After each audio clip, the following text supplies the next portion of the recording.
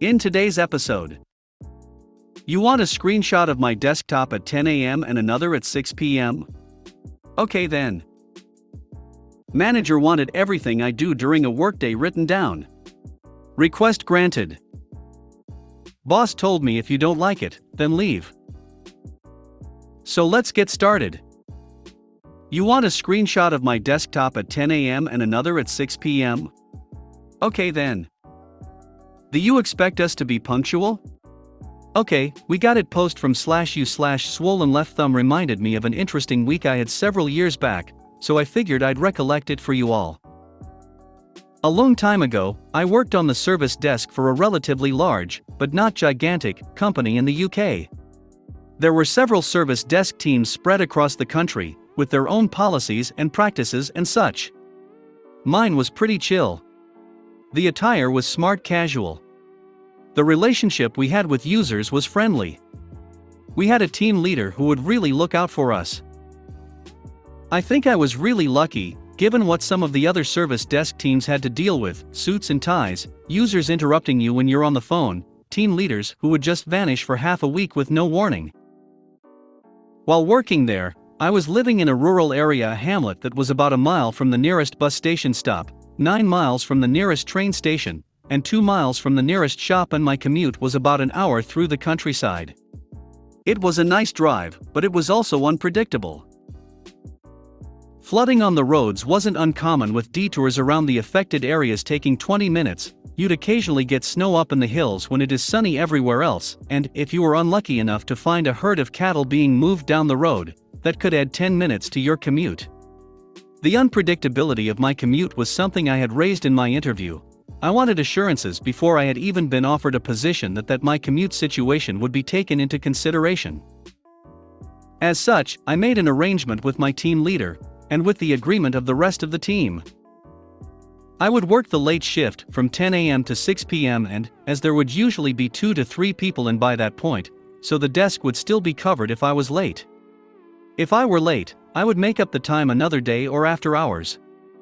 During my probation, I was asked to log when I arrived and when I left, but once I had passed, my team leader trusted me not to take the piss.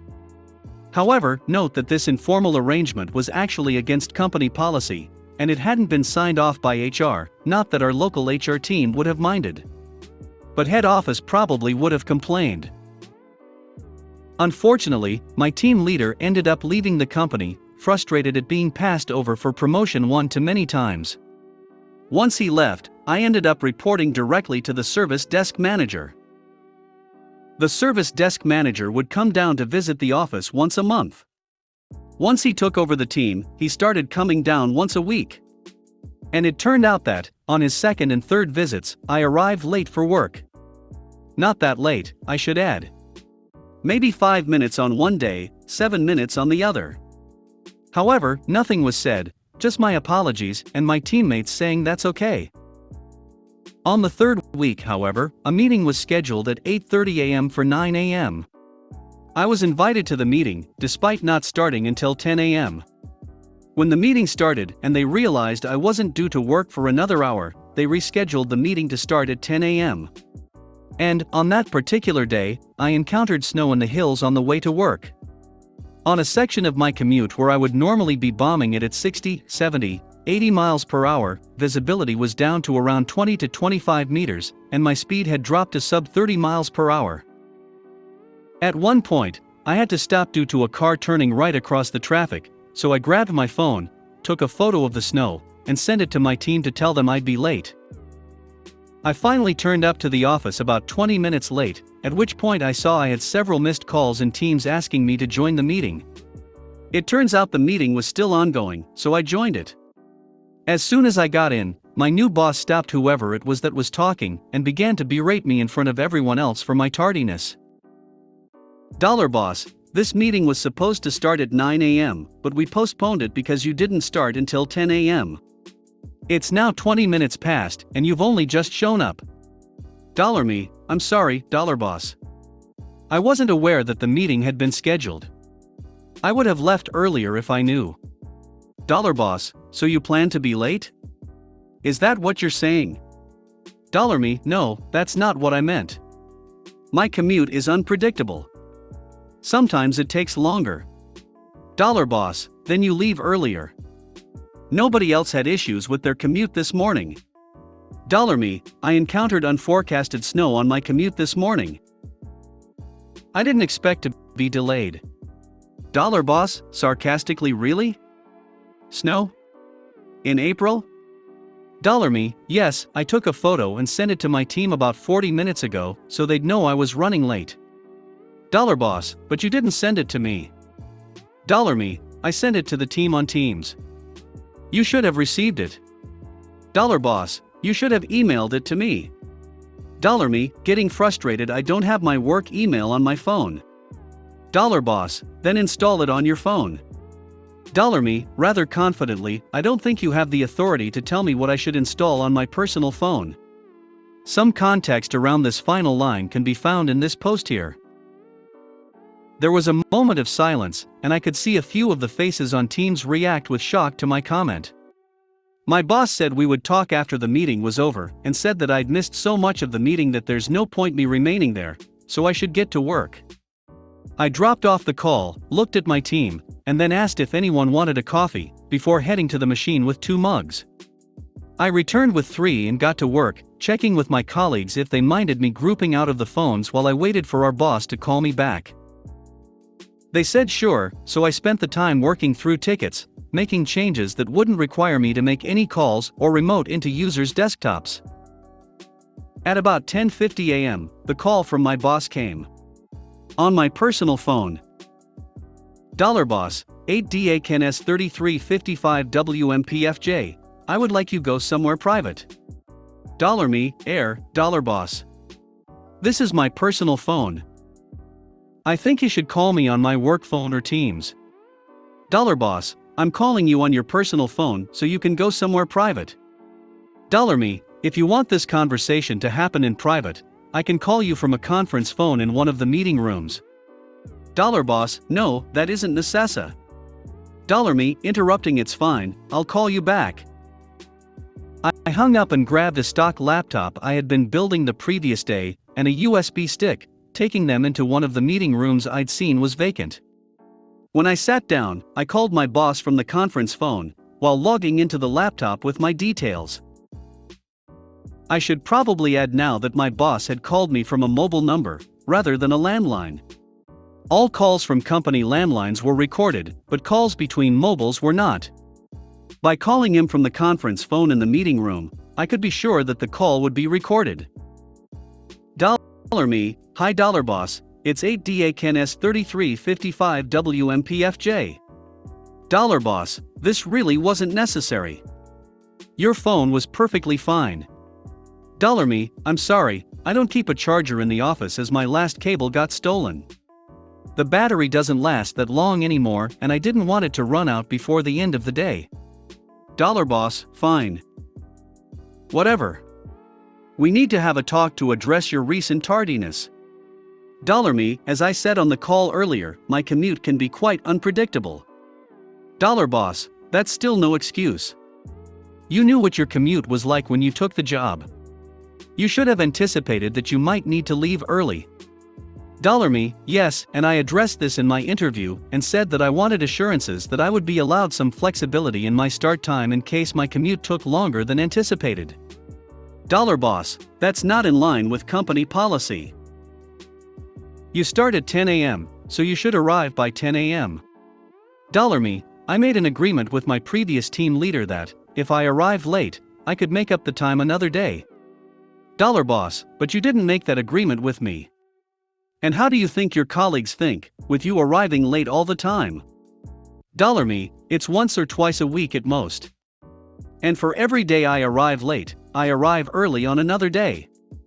More often than not, I put in over my allotted hours. And, when I made the agreement with my old team leader, my colleagues were happy with it. I'll send you the email now. While I'd been talking, I'd been searching through my emails for the original email outlining the agreement I'd made with my team leader. The email chain had actually started on the day of my interview, with him emailing my 2 colleagues, explaining his proposed arrangement and seeking their okay. They had both said yes, and when I started working there 5 weeks later, he forwarded the email to me as confirmation that everything was cool. $Boss, I don't need to read this email, 8DAKNS 3355 WMPFJ. Whatever arrangement you had with your previous team leader ended when he left. This department now works to the company policy. You are to arrive on time. $Me, $Boss, and to make sure you do arrive on time, from now on, I want you to send me a screenshot of your desktop every morning when you start working at 10 a.m. with your computer's date and time visible. And I want you to send another email to me when you finish working at 6 p.m. every evening with your computer's date and time visible. $Me, but if my computer has had an update overnight, it can take 5 minutes to start up. What should I do then? Should I send you update logs? $Boss, then turn up 5 minutes early. I have another meeting to go to, so I need to leave now. But I expect the first email tonight. I will tell you when you can stop. He hung up before I could say okay or goodbye or anything. I logged into the call recording software and grabbed the ID of the call I just had. If I pulled the recording out of the server, it would have been logged. Instead, I had logged into the application's server directly, searched for the recording, and copied it to a USB stick. I hadn't gotten around to installing antivirus onto this computer yet, so there was no data loss prevention systems in place. That's the kind of software companies install on computers to lock down USB drives and track what people copy to and from USB drives after their use has been approved. I went back to my desk, told the team what had happened, and they said that it sucked. We had a chat about what I was going to do, that I'd have to start arriving 20 to 30 minutes early every day to ensure I'm logged in at 10 a.m. They offered to grab an old laptop and set up the desktop, so it looks like my desktop, so they could take a 10 a.m. screenshot if I did turn up late. I explained that it wasn't necessary. If I turned up late, I just explain why and involve HR. For the next week, I did as he had asked. I would arrive anywhere from 15 to 40 minutes early and log into my computer.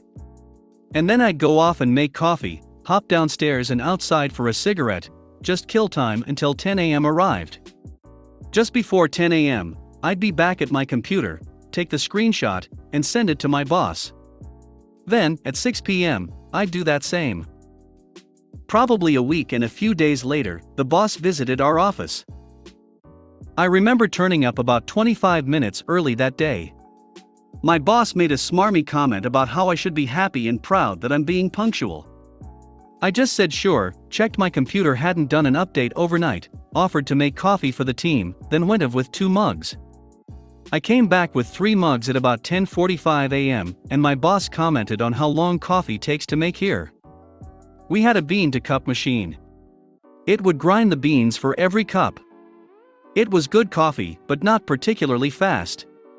Once I'd handed the cups to my colleagues, I grabbed my cigarettes from my bag and headed off outside. I came back around 10 to 12 minutes later, and my boss asked me where I'd been.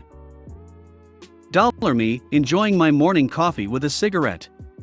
$Boss, but there's work to be done. $Me, I don't start work until 10 a.m. $Boss, just because you start at 10 a.m., it doesn't mean you can't get started early. $Me, sure, I could. But as I don't start until 10 a.m., I don't have to. Unless you're approving me to do overtime. Boss, no, I'm not saying that. But if you're here, you may as well make yourself useful. $Me, if I remember correctly, we both acknowledged last week that I start work at 10 a.m. and finish work at 6 p.m. Boss, that isn't what was meant by our conversation. Me, but that is how I interpreted it. I didn't wait for him to reply, just turned around and sat at my desk. It was 9:59 a.m. at this point, so I took a screenshot of my desktop, emailed it to him, and got to work. The routine continued through to the end of the week, and then part way through the following week. The boss had visited our office again, on a day when I had arrived over 30 minutes early. We had had very heavy rain that day, so I had left extra early to avoid any detours due to flooding. I'd also dressed appropriately for the weather, Wellington boots, jeans with waterproof overtrousers, a heavy wax jacket. On days like this, I'd normally come in through the fire escape. Well, it was actually a terrace, but facilities didn't want us using it for health and safety reasons, so it was only used as a fire escape. As it was sheltered, I could leave my wet weather clothes on the terrace to dry. There were 2 other pairs of wellies and heavy jackets out there already, enter the building in my dry clothes, and then head to a bathroom to get changed into something a little smarter. As I walked past my boss, he looked shocked that I'd walked in jeans and a t-shirt. I pointed down at my shoeless feet, then outside at my wet weather clothes. He asked me if that was really necessary. They should do a reality TV show where they send city boys to live out in the countryside. That would be entertaining.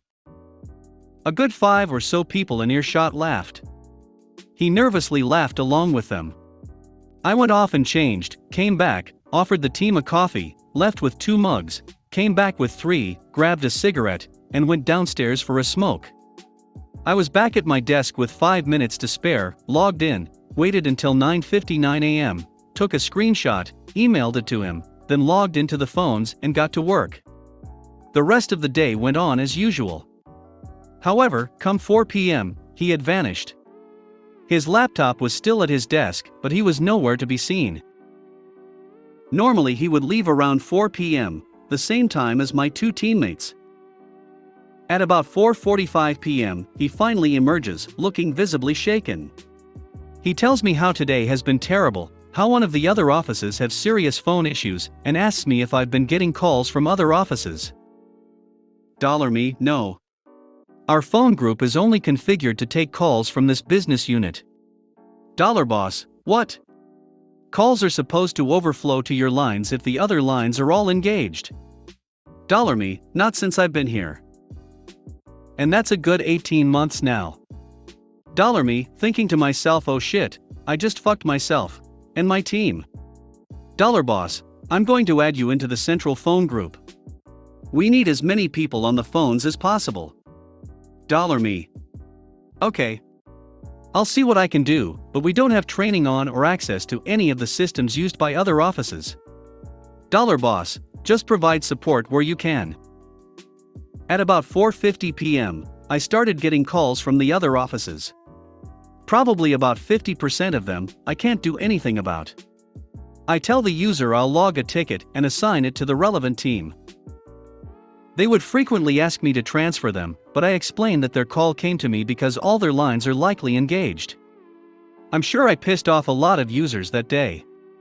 I mean, some of the calls were about programs I had never even heard of. In one case, I picked up the phone to someone who I'd already answered the phone to and logged a ticket for.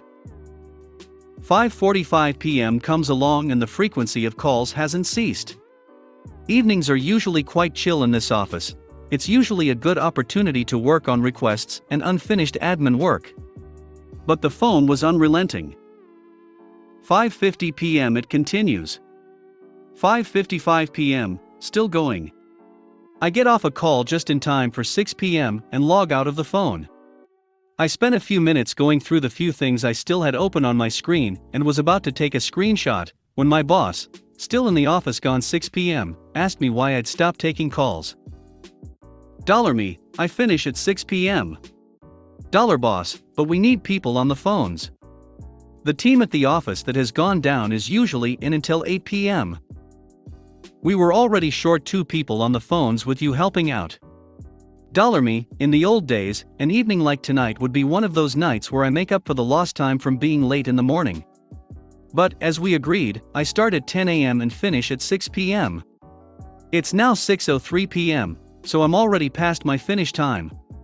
Boss, look, 8DAKNS 3355 WMPFJ, sometimes we need to put in a little extra for the company.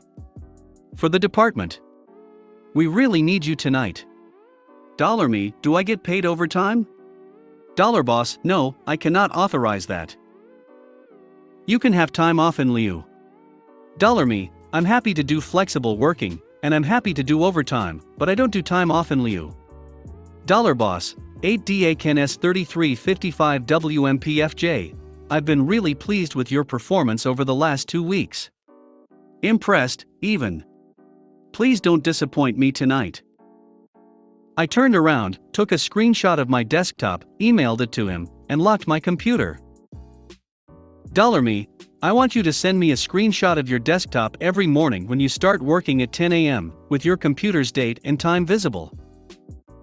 And I want you to send another email to me when you finish working at 6 p.m. every evening with your computer's date and time visible. $me, those were your exact words. How could I disappoint you? I have done exactly as you asked. $boss, I don't think that's exactly what I said. $me, yes it is. I have the recording of the call. I have it transcribed. That is exactly what you said. $boss, looking shocked and confused but. $me. $boss. $me, okay. I'll stay until 7 p.m. $boss, sounding relieved, thank you. $me, but first I want an email from you reaffirming the agreement I made with my previous team leader, with local HR CC'd in, and I want next Friday off. Paid. No holiday allowance. Making up for all the time I've wasted in the office arriving early so I can send you your 10 a.m. screenshot of my desktop. $boss. $me. $boss. $me, or I can send the recording and transcript of our call 2 weeks ago to HR, and the logs of you deleting the recording from the system to our data protection officer. Unless you can show that you gained her approval before deleting the recording. $boss, send me the email from your old team leader again. The one with the agreement. He replied reaffirming the agreement, and I ended up working until nearly 7:30 p.m., as the forecast said the rain would be stopping then. I ended up leaving 2 months later. My rule is always 2 years. If I don't get a promotion, I leave. There was no chance I was getting a promotion after that episode with my boss, so I left 4 months short of my rule. I ended up getting a job at a city closer to me, for more pay, no answering of phones, and with fewer roads on the commute, which made the journey a lot more consistent. And when they asked why I'd only worked for my last employer for 20 months? $me, the commute was too unpredictable. Manager wanted everything I do during a workday written down. Request granted. Long-time lurker, first-time poster. English not my native language, mobile blah blah. Some context. Working in an outsourcing company. Before I joined job there were 2 people doing my job, both left before I joined. I was alone doing the job of 2 people. Weekly reports being sent to client head, and client would visit job site once a year. So here goes. As a means of control and reporting there a general mailbox to where client should send all requests that needed to be addressed. Had to deal with 30 to 40 different people from the client side plus client head.